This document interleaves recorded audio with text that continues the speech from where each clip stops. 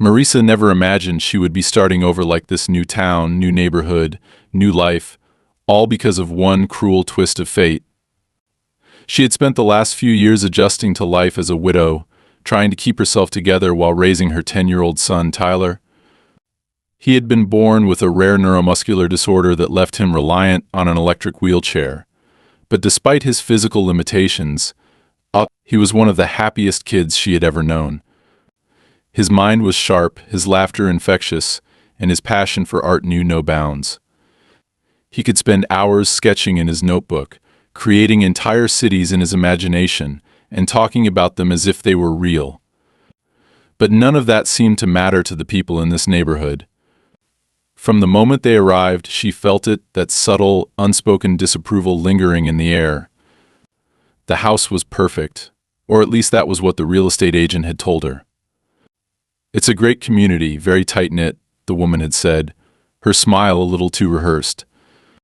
"Everyone looks out for each other here."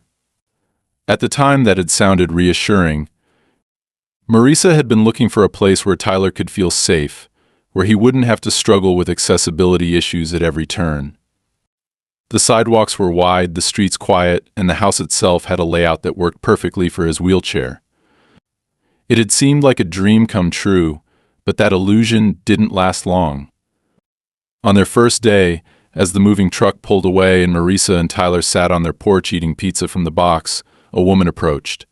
Tall, blonde, and impeccably dressed, she carried herself with the kind of stiff confidence that came from years of getting her way. "You must be the new neighbors," she said, not bothering to introduce herself. Her gaze flicked down to Tyler in his wheelchair, then back up to Marisa, her smile never quite reaching her eyes. "Welcome to the neighborhood." Marisa smiled politely. "Thank you, we're excited to be here." The woman nodded, but there was something in the way she was looking at them, like she was sizing them up, trying to decide whether they belonged. "I'm Karen Doyle," she finally said, as if the name alone should mean something. "I run the neighborhood committee. We like to keep things orderly around here." Marisa wasn't sure what to make of that. "That sounds great," she said, keeping her tone neutral. Karen's eyes landed on the wheelchair ramp that had just been installed in front of their house. "That wasn't there before," she said, her voice light but with an unmistakable edge to it. "No, it wasn't," Marisa replied. "I had it put in before we moved. It makes things easier for Tyler." Karen smiled, but it was the kind of smile a person gives when they're swallowing something bitter. "Right," she said. "Well, as long as it doesn't become an eyesore. We try to maintain a certain aesthetic in the neighborhood." Marisa felt her stomach tighten, but she forced herself to stay calm. She had dealt with people like this before, the kind who pretended to be polite but were really just looking for a reason to make you feel like an outsider. She wasn't going to let this woman ruin their fresh start. "I don't think a wheelchair ramp qualifies as an eyesore," she said evenly. Karen's lips pressed together, her expression unreadable. "Of course," she said after a pause. "Anyway, enjoy your evening." And just like that, she walked away. That was the first red flag, but it wasn't the last. Over the next few days, little things started happening, things that seemed minor at first but quickly became hard to ignore. One morning, Marisa found a pile of trash dumped at the base of the wheelchair ramp. It could have been an accident, but the way it was arranged, carefully stacked in a way that blocked the entrance, felt deliberate. The next day, she noticed that her designated handicap parking space had been taken, a large SUV sitting there with no placard in sight. A note was taped to her mailbox that read, "We didn't vote for this." No name, no explanation, just those 5 words, ominous in their vagueness. She tried to brush it off, telling herself she was just being paranoid, but Tyler noticed too. "Mom," he said one afternoon while sketching on the porch, "why does that lady always look at me like that?" Marisa followed his gaze and saw Karen standing across the street, pretending to water her plants but very clearly staring in their direction. When she realized she'd been caught, she turned away, but the damage was done. "She's probably just nosy," Marisa said, trying to keep her voice light. "Some people don't know how to mind their own business." Tyler frowned. She doesn't like us. Marisa sighed, setting her coffee down. It doesn't matter if she likes us or not. We're not going anywhere. But she couldn't shake the feeling that this wasn't over. The final straw came a week later. Tyler loved to go to the neighborhood park. It wasn't far, and the paved paths made it easy for him to get around. That day he had been particularly excited because he had made a new friend, a boy named Ben, who didn't seem to care that Tyler was in a wheelchair. They had been playing near the swings, Ben pushing Tyler's chair back and forth gently, when Karen approached.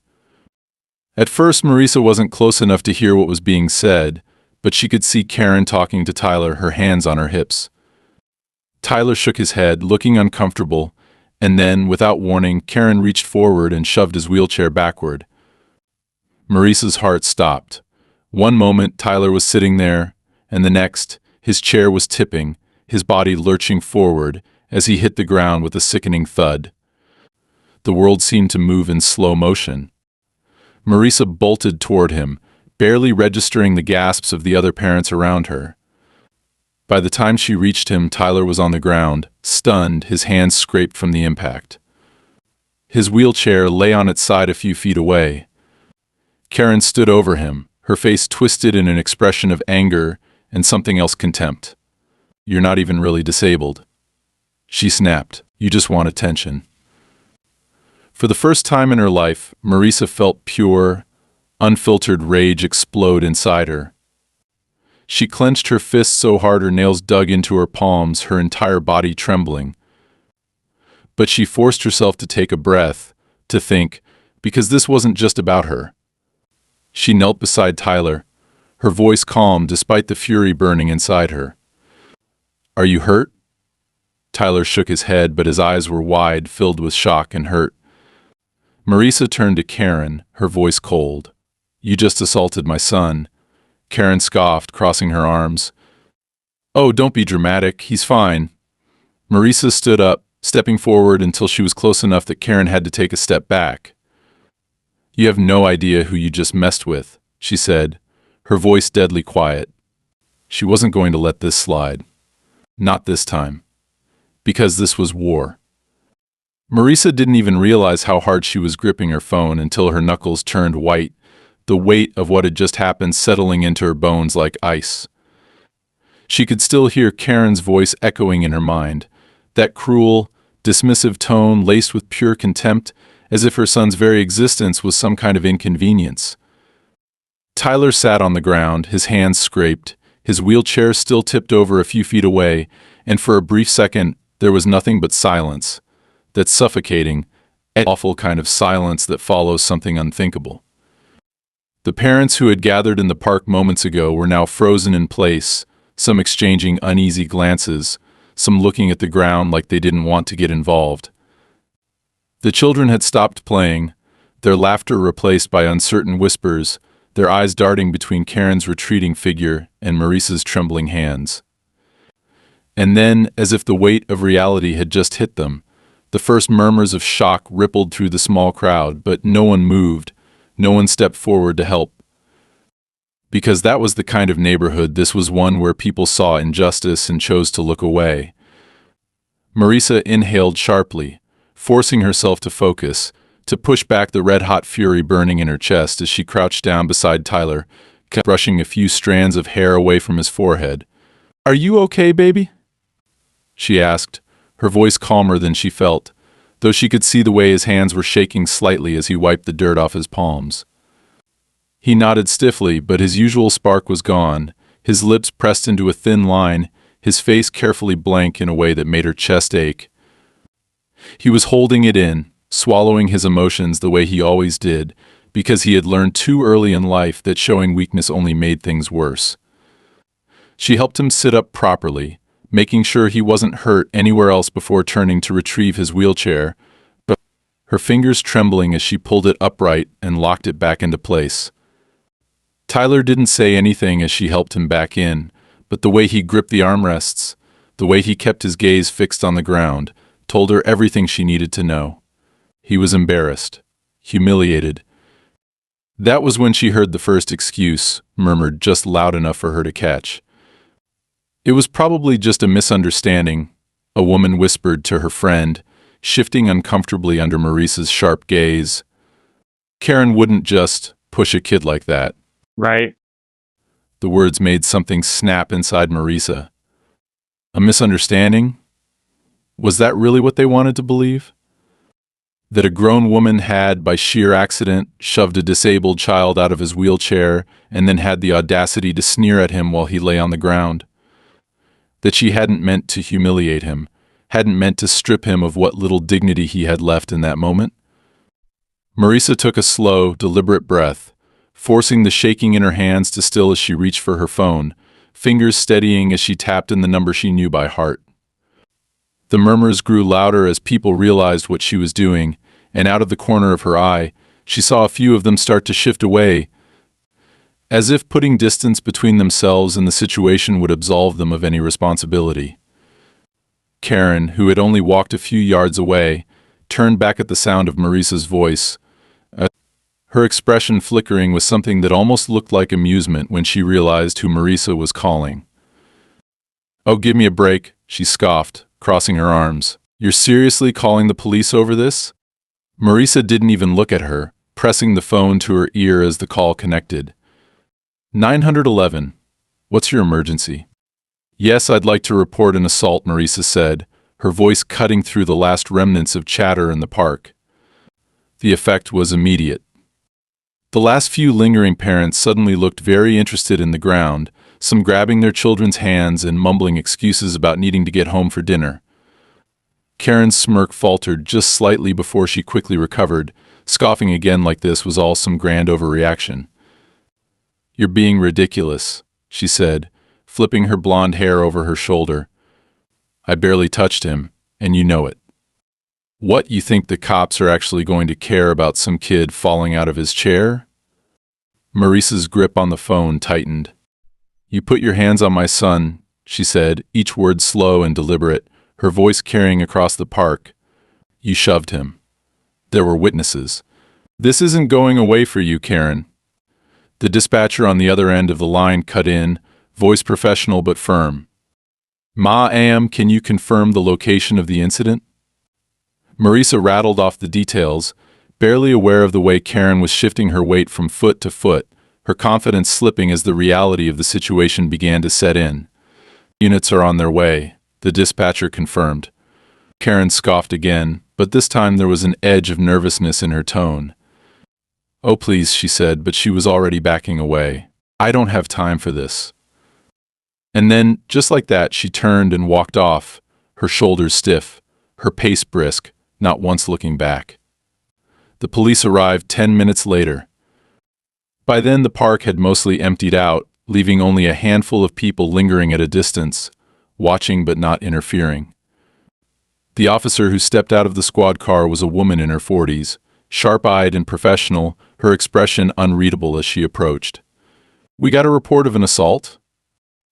Marisa nodded, exhaling slowly before recounting everything, the officer listening intently, occasionally jotting things down in her notebook.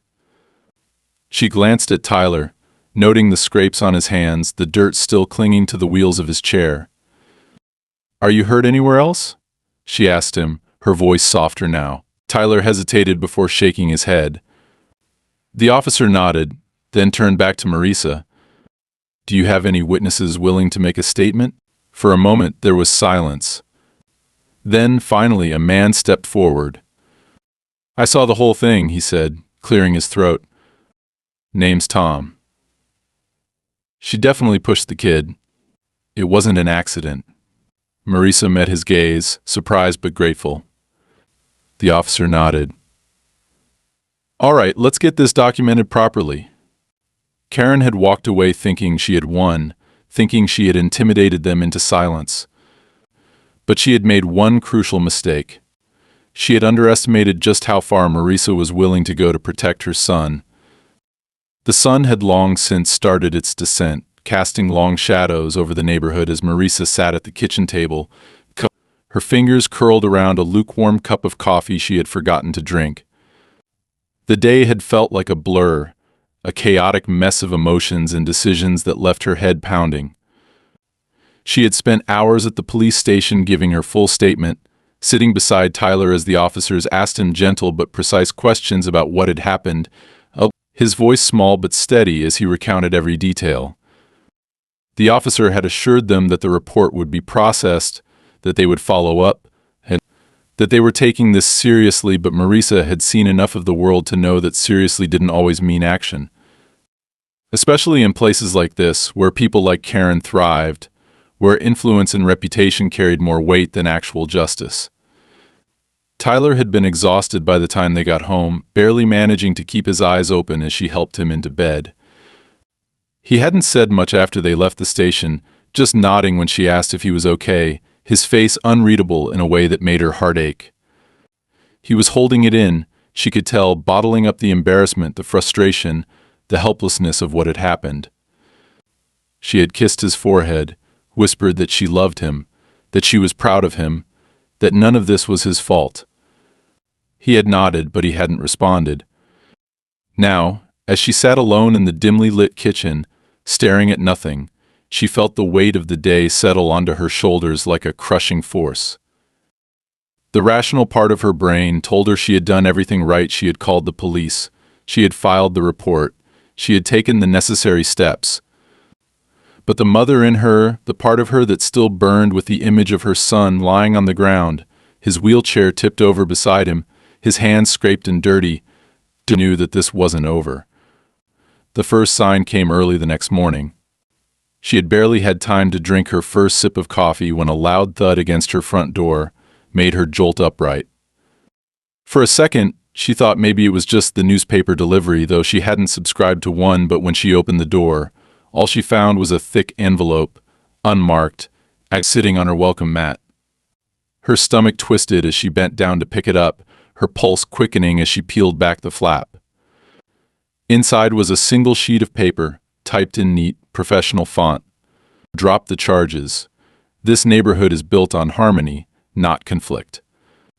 Don't ruin it for everyone. There was no signature, no indication of who had sent it, but she didn't need one. Her grip tightened around the paper as she stepped back inside, locking the door behind her. It hadn't even been 24 hours. She had expected Karen to retaliate in some way, some smug remark, some underhanded comment, but this was different. This was deliberate. This was a warning. Marisa had lived through enough in her life to know the difference between pettiness and real intimidation. And this was the latter. She took a slow breath, forcing herself to think. The letter itself wasn't technically a threat, not in a way the police would act on, but the message was clear. Someone, whether it was Karen or one of her enablers, wanted her to let this go. And they were testing her. She could feel the weight of it as she moved through her morning routine, the tension in her shoulders refusing to ease.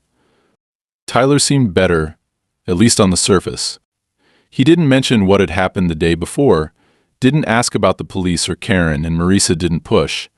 He had school, and she wanted him to focus on that, to have at least a few hours of normalcy. But as soon as he was out the door, she grabbed her keys and drove straight to the police station. She hadn't planned on going so soon, had figured she would wait for their follow-up call, but the letter changed everything.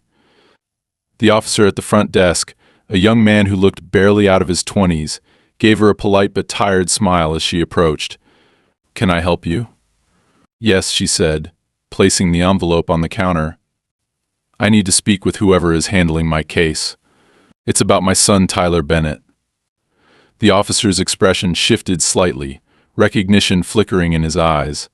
"Right. The park incident. Hold on." He disappeared into the back, leaving Marisa standing there, her fingers drumming impatiently against the counter. A few minutes later, a familiar face appeared, Officer Ramirez, the woman who had taken her initial statement.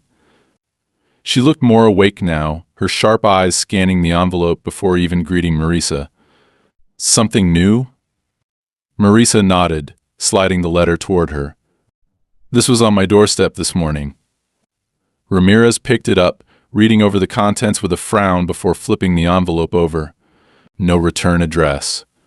No identifying marks." "No," Marisa said, But the message is clear. Ramirez exhaled through her nose. It's vague enough that it's not an outright threat, but I don't like it. She glanced up at Marisa. You think it's from the woman who attacked your son? If not her, then someone who thinks they're doing her a favor. Ramirez nodded, slipping the letter into a plastic evidence bag. I'll add it to the file, but I'll be honest, this alone isn't enough for us to act on. Marisa had expected that, but hearing it still sent a sharp spike of frustration through her. So what do I do? Just wait for something worse. No, Ramirez said firmly. You stay alert, and if anything else happens, you call me directly. She slid a card across the counter, her personal number scrawled beneath her printed contact info. It wasn't much, but it was something. By the time Marisa got home, she had managed to convince herself that maybe this was it. Maybe Karen or whoever was behind the letter had made their move, and now they would leave it alone. She should have known better. That night, as she went outside to take the trash bins to the curb, she nearly tripped over something blocking her front step. A rock. A large, jagged rock with a piece of paper tied around it. Her stomach clenched as she untied the string, her breath catching as she read the words scrawled in thick black marker. Accidents happen. Marisa's fingers tightened around the paper, her heart pounding in her ears. This was no longer just a warning. This was a promise. And she was done playing defense. She wasn't going to let them scare her, wasn't going to back down, wasn't going to let these people make her feel powerless. Because the moment they tried to intimidate her, they made their biggest mistake. They proved they were afraid of what she might do next. Marisa hadn't slept properly in days. Ever since the rock with the ominous note had appeared on her porch, she had been stuck in a cycle of waiting for something to happen, waiting for the next sign that this wasn't over, waiting for whoever was behind this to make their next move. But waiting wasn't something she was built for, especially not when it came to her son's safety. She had always been someone who took action, who fought back when life tried to knock her down, and she wasn't about to stop now. The security cameras had been a necessary first step, but they didn't bring the peace of mind she had hoped for. She had spent the first few nights checking the footage obsessively, watching the live feed from her phone every hour, scanning the street for any signs of movement. Nothing. No one lurking outside, no strange cars parked nearby, no further messages left at her door. A small part of her wanted to believe that maybe, just maybe, they had realized she wasn't going to be intimidated and had backed off. But the logical part of her, the part that had learned through painful experience that people like Karen and her enablers never let things go so easily, told her that this was just a lull before the next storm. She didn't have to wait long. On a quiet Wednesday evening, as she was washing dishes after dinner, her phone buzzed with a notification. Motion detected, front door. Her stomach twisted as she dried her hands on a dish towel and picked up her phone, tapping the notification to open the live feed. At first she didn't see anything. The porch light cast a dim glow over the steps, but the space itself was empty. She was about to switch to another camera angle when a flicker of movement caught her attention in the corner of the screen. A figure, just outside the range of the light, barely visible in the darkness. It wasn't Karen. It was a man. Tall, broad-shouldered, dressed in dark clothing, with a hood pulled low over his face. He wasn't moving, wasn't knocking, wasn't attempting to break in, just standing there, watching the house. Marisa's pulse spiked as she grabbed her phone, dialing Ramirez's number with shaking fingers. The officer picked up almost immediately. "There's someone outside my house," Marisa whispered, her voice tight. "He's just standing there, watching. Stay inside. Lock your doors." "I'm on my way," Ramirez said, her voice sharp and alert. Marisa did as she was told, bolting every entrance, double-checking the windows, her heart hammering as she returned to the screen. The man was still there. He didn't move for another agonizing minute, and then, just as suddenly as he had appeared, he turned and walked away, disappearing into the night as if he had never been there at all. By the time Ramirez arrived, the street was empty. The officer reviewed the footage, her expression dark, Do you recognize him?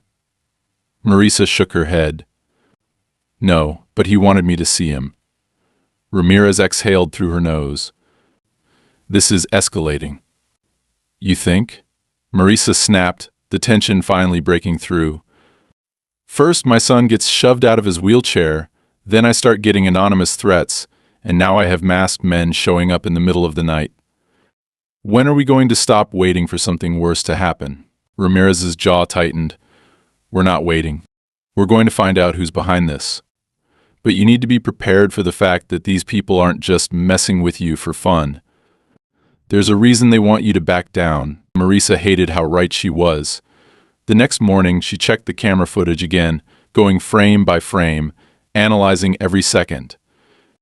That was when she saw it. A note.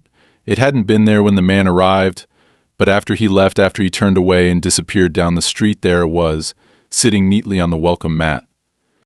Her hands shook as she stepped outside, scanning the area before picking up the folded piece of paper. Time's running out.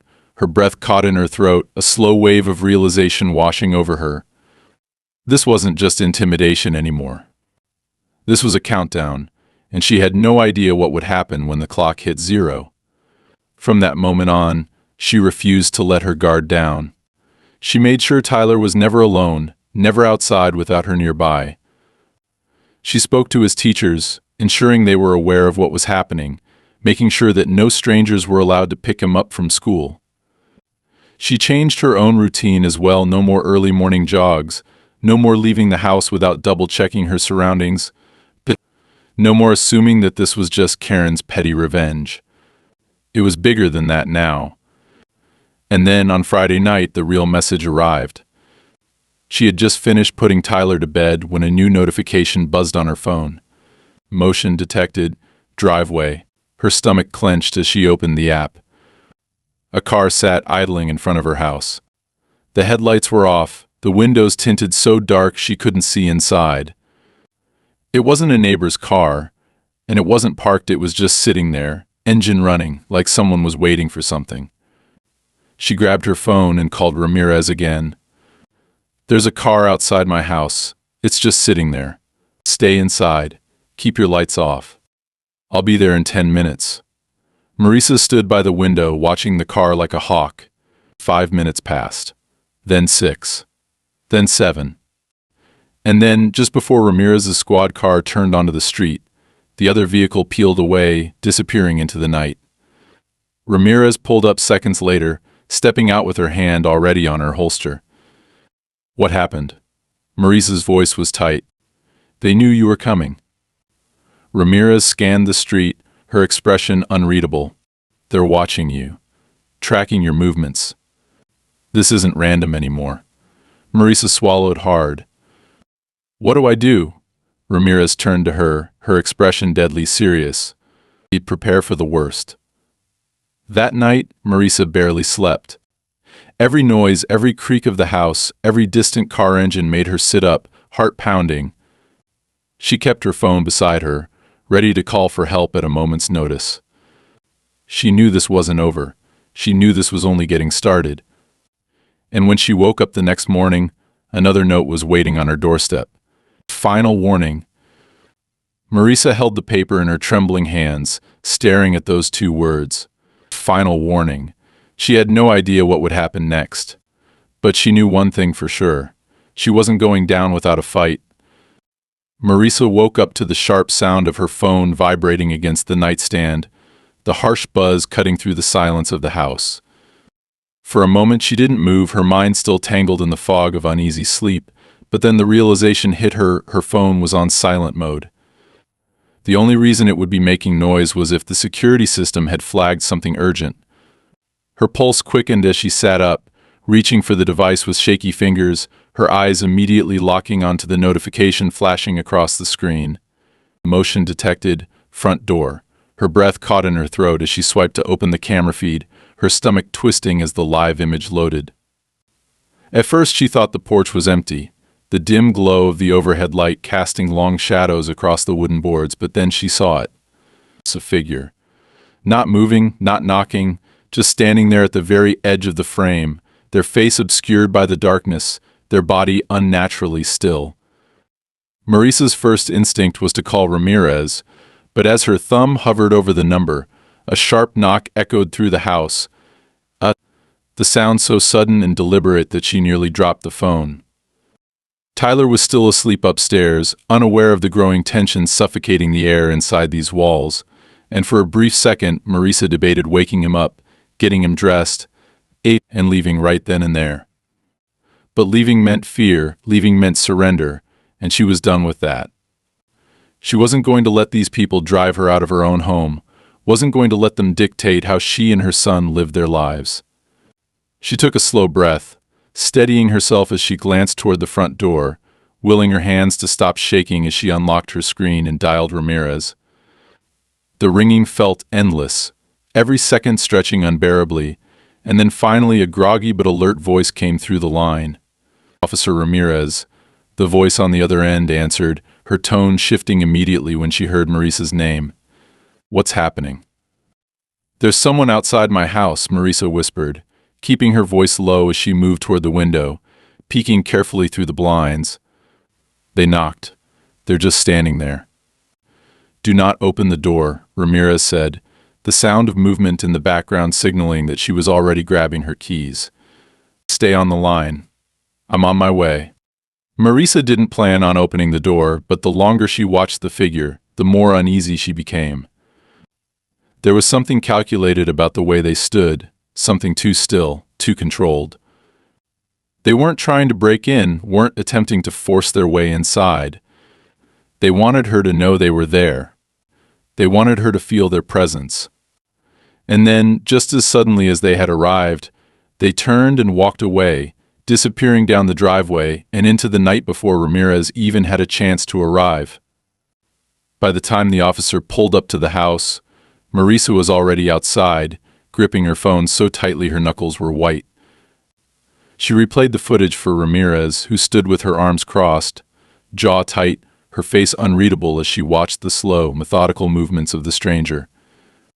When the video ended, she let out a sharp breath, shaking her head. This isn't random, Ramirez muttered. They're trying to get into your head. Marisa swallowed hard. It's working. Ramirez's gaze hardened. Then let's take that away from them. The next morning, Marisa took the first real step toward fighting back. She called a lawyer. Not just any lawyer, but someone who specialized in harassment cases, someone who could tell her exactly what her options were, what actions she could take to turn the tables before this got any worse. She sat in the office, hands folded tightly in her lap, listening intently as the woman across from her flipped through the case notes Ramirez had sent over. You have enough here to file for a protective order, the lawyer said, adjusting her glasses as she skimmed through the police reports. But I'll be honest with you, it's not going to stop them. These people aren't operating in a way that a piece of paper will scare them off. Marisa had already known that. Then what will? The lawyer paused, tapping her pen against the desk. Pressure, she said finally. If the police can't or won't do more, you have to make this problem too big for them to ignore. People like this thrive in the shadows, expose them, and they lose control. Marisa had never been the kind of person to put herself in the spotlight, had never been the type to seek out conflict. But this wasn't just about her. This was about Tyler. And she would set the entire neighborhood on fire before she let them lay another hand on her son. She left the office with a plan. Step 1, gather every piece of evidence she had, every note, every video, every police report. Step 2, start making noise. But before she could take the first step, the game changed again. That night, as she pulled into the driveway, her headlights illuminated something sitting on the porch. A box, small, unmarked, perfectly centered in front of the door. Her stomach twisted as she killed the engine, sitting in the car for a long moment, gripping the steering wheel as her mind raced through every possibility. She considered calling Ramirez, considered waiting, but something inside her was tired of reacting, tired of waiting for someone else to tell her what to do. She got out, her steps slow and deliberate as she approached the package, heart pounding as she knelt down and carefully lifted the lid. Inside was a single item. Tyler's old stuffed rabbit.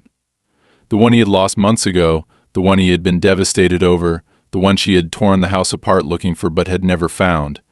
Someone had been inside her house.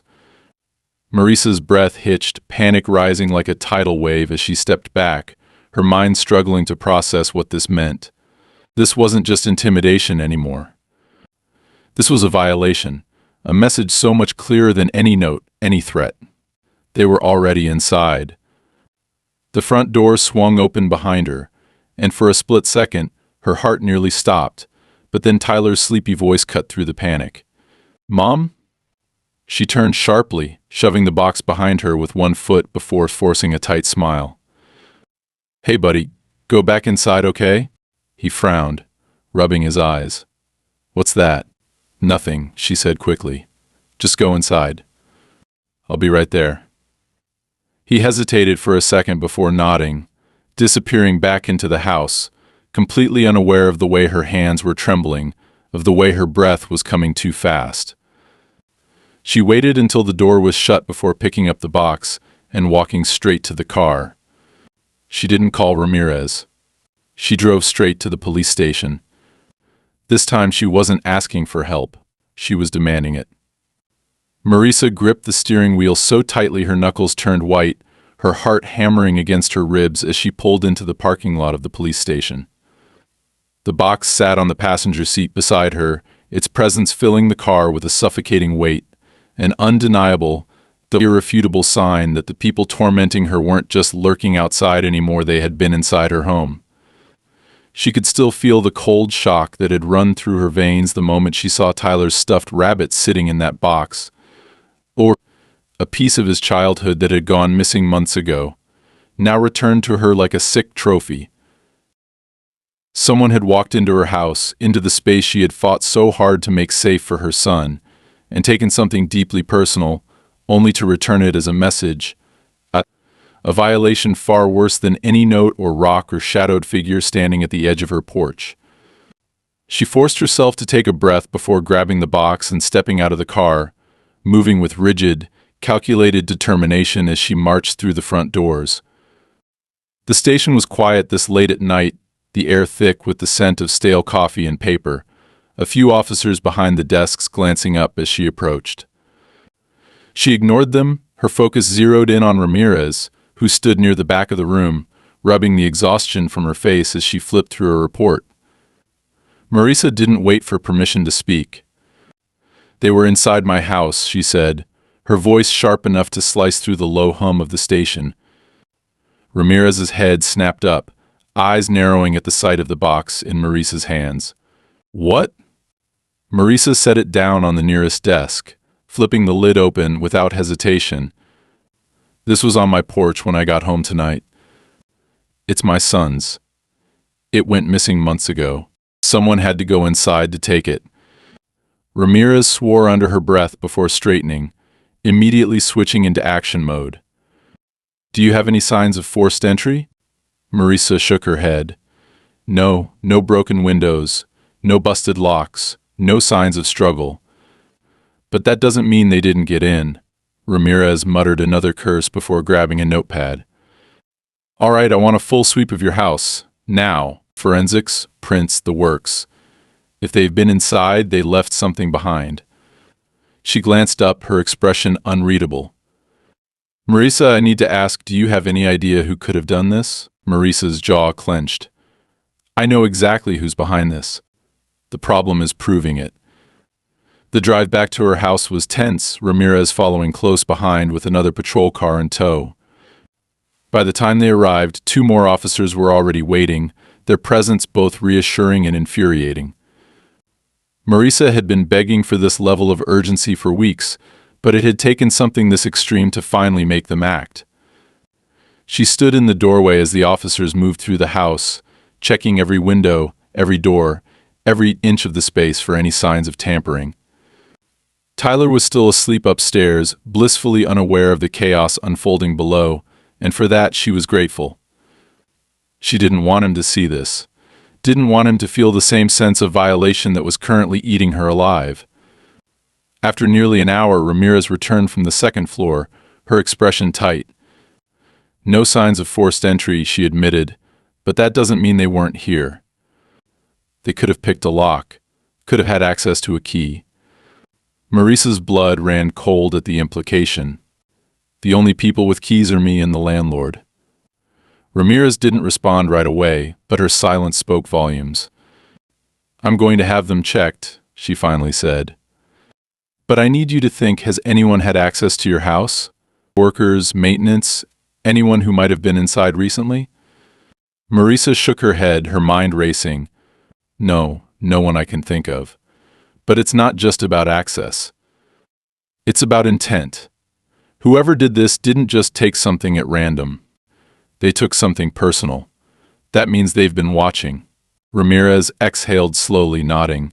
Yeah, I think you're right. The next morning, Marisa changed every single lock on the house.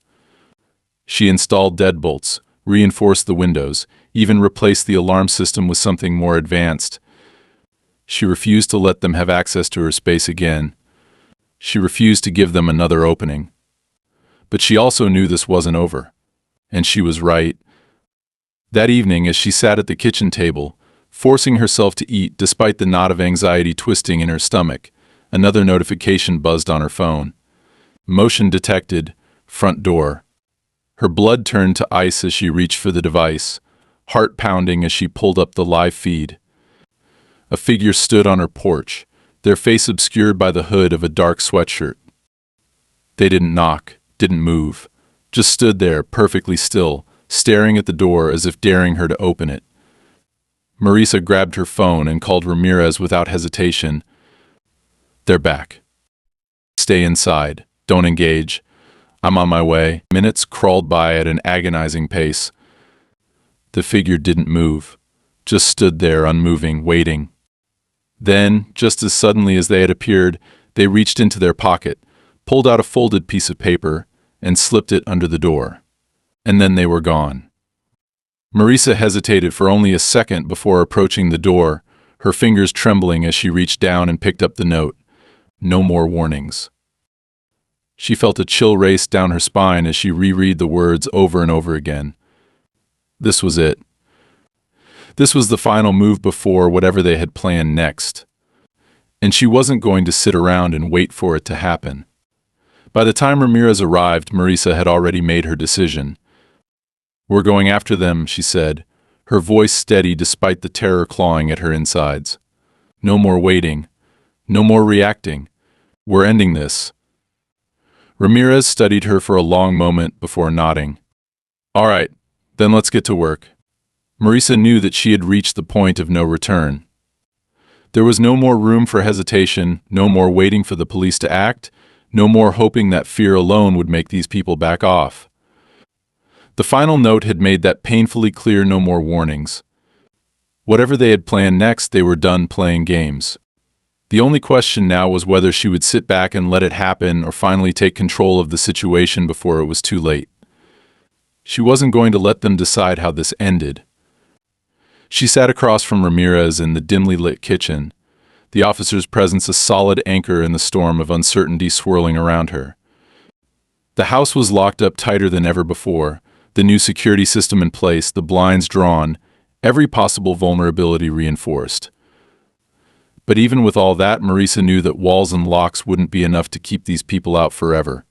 She needed to know who they were, what they wanted, and how to stop them before they could make their next move. Ramirez was already ahead of her. We ran a check on your landlord, she said, flipping through the file in front of her. No priors, no history of anything suspicious, but there's something else. Karen Doyle has direct ties to him. She's been handling rental approvals in this neighborhood for years, and from what I can tell, she's had a say in who stays and who gets pushed out. Marisa's stomach twisted. You're saying she has control over who gets to live here? Ramirez nodded grimly. Not officially, but unofficially. Absolutely. She's been pulling strings behind the scenes, using technicalities and pressure tactics to force people out. And she's not alone. There's a pattern. Families with complications get targeted first. Elderly people, single parents, tenants with disabilities, anyone who might be seen as an inconvenience to the perfect community image she's trying to maintain. The words sent a wave of nausea rolling through Marisa. She's been doing this for years.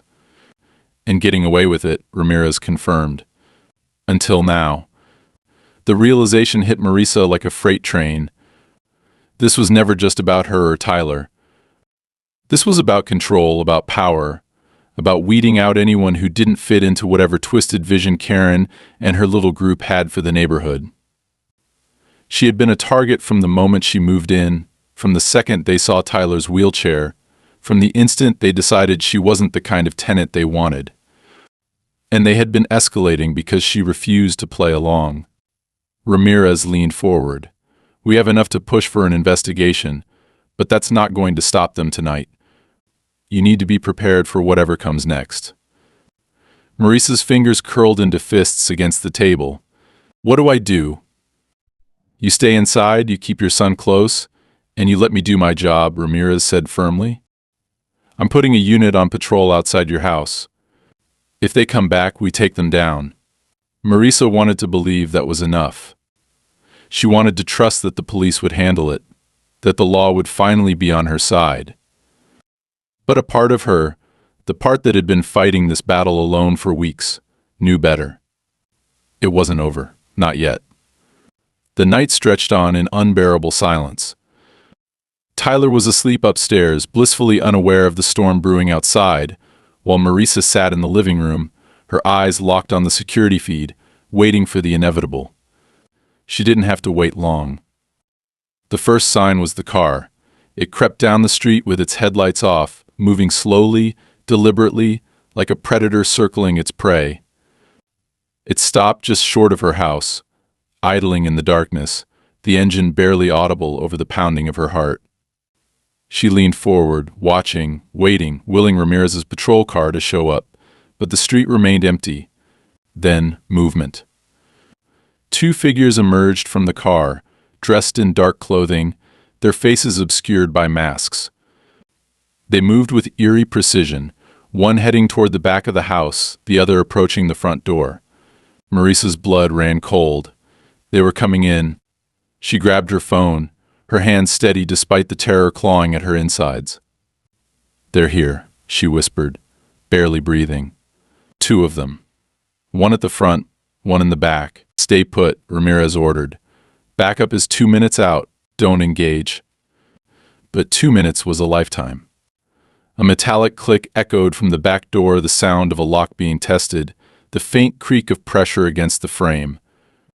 At the front, the porch light flickered as the second figure stepped into its glow, a gloved hand reaching for the handle. Marisa had locked everything. She had reinforced the doors. But they weren't acting like people who expected resistance. They were acting like people who knew they could get in. They had a key. Her mind raced. The landlord, Karen, someone had access, and they were using it now, slipping through the cracks she thought she had sealed shut. The back door rattled, and then, suddenly it gave way. Marisa moved before she had time to think, grabbing the nearest object, a heavy ceramic lamp, and positioning herself between the intruder and the stairs leading to Tyler's room. The masked figure stepped inside, pausing for only a second before advancing. He wasn't in a rush. He thought she was alone. He thought she was helpless. He thought wrong. She swung the lamp with every ounce of strength she had, the impact sending him crashing into the kitchen table, glass and wood splintering under the force. He let out a strangled curse, staggering to his feet, but before he could recover, red and blue lights flooded the room, sirens piercing the night as the front door burst open. Hands where I can see them. Ramirez's voice cut through the chaos, sharp and commanding. The second intruder, caught off guard, barely had time to react before he was forced to the ground, cuffs locking around his wrists. Marisa stepped back, breathless, watching as the first man, Karen's right-hand enforcer, was hauled to his feet, his mask ripped away to reveal a familiar face. One of the men Karen had met with at the park. One of the men who had followed Marisa home weeks ago. Got you, Ramirez muttered, shoving him toward the waiting squad car. And just like that, it was over. Karen was arrested the next morning. The evidence was overwhelming: witness statements, security footage, financial records linking her to illegal evictions, a clear pattern of harassment stretching back years. She didn't even try to deny it. When confronted, she simply sneered, her usual composure cracking as she spat out the words Marisa had known all along. "People like you don't belong here." Marisa only smiled. "Looks like I do now." The weeks that followed were a blur of legal proceedings, but in the end, justice won. Karen was facing multiple charges, her influence shattered, her power stripped away. The men who had broken into Marisa's home were identified as part of a larger operation tied to forced removals across multiple neighborhoods. Their tactics designed to scare tenants into leaving without legal intervention. It had worked for years. Until now. Marisa and Tyler stayed. The house was theirs, the neighborhood no longer hostile territory, the shadows that had loomed over them finally gone. The fear was still there, lingering beneath the surface, but it was no longer a cage. One evening, as the sun dipped below the horizon, Tyler wheeled himself onto the porch, a smile tugging at the corners of his mouth. "We won, didn't we?" Marisa wrapped an arm around his shoulders, exhaling slowly as she watched the last traces of daylight fade into the sky. "Yeah, baby," she murmured, pressing a kiss to his temple. "We won."